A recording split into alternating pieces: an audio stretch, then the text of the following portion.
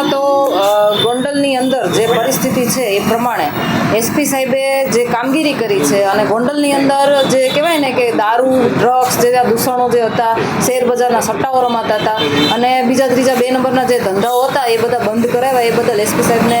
અમે આભાર વ્યક્ત કરવા ગયા હતા. એ સિવાય બાયોડીઝલની જે કંઈ પણ 2 નંબરના ધંધાઓ એ લોકોના ચાલે છે એ બાબતે એનું ધ્યાન દોરવા પણ ગયા હતા. સાથે સાથે ગોંડલની અંદર રાજુભાઈ સખિયાની ઓફિસે એક નનામી લેટર આવેલો છે. એ લેટરની અંદર પાટીદાર સમાજ સિવાયના બીજા સમાજના લોકોને ભેગા કરી અને એક સંમેલન કરવાની વાત છે અને એ સંમેલનની અંદર જિગીશા પટેલનો ચોટલો પકડીને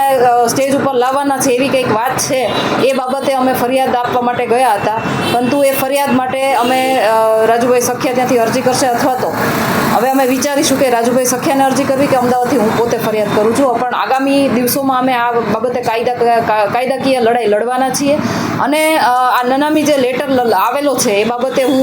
લખવાવાળાને પણ કહું છું કે જો તમે કહેવાય ને કે એવા બધા સુરવીર હોવ કે તમે એક દીકરીનો ચોટલો પકડીને બધા સમાજની વચ્ચે કોઈ સ્ટેજ ઉપર લાવી શકવાની તેવડ હોય તમારામાં, તો તમારું એમાં છે ને નામ, એડ્રેસ, ફોન નંબર બધું એમાં ટાંકવાની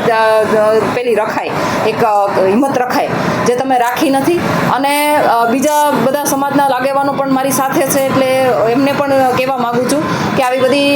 વાતોમાં તમે લોકો આવતા નહીં. જો કે મને ખબર છે, વિશ્વાસ છે કે જે કહેવાય ને સમાજના આગેવાનો હોય, જે સમાજના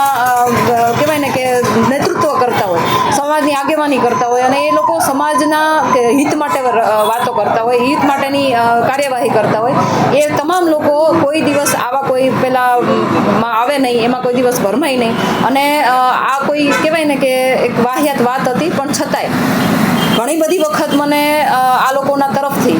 કહેવાય આ જે ગુંડા તત્વો છે, જે ગોંડલની અંદર કામ કરી રહ્યા છે, જે આવારા તત્વો છે અને લુખા તત્વો જે નાની પ્રજાને, સામાન્ય પ્રજાને ધમકાવીને ડરાવીને રાખી રહ્યા છે, એવા લોકોના ફિટ્ટુઓ જેને કહેવાય, જેના નાના માણસો ચા કરતાં કેટલી ગરમ આપણે જેને કહીએ છીએ,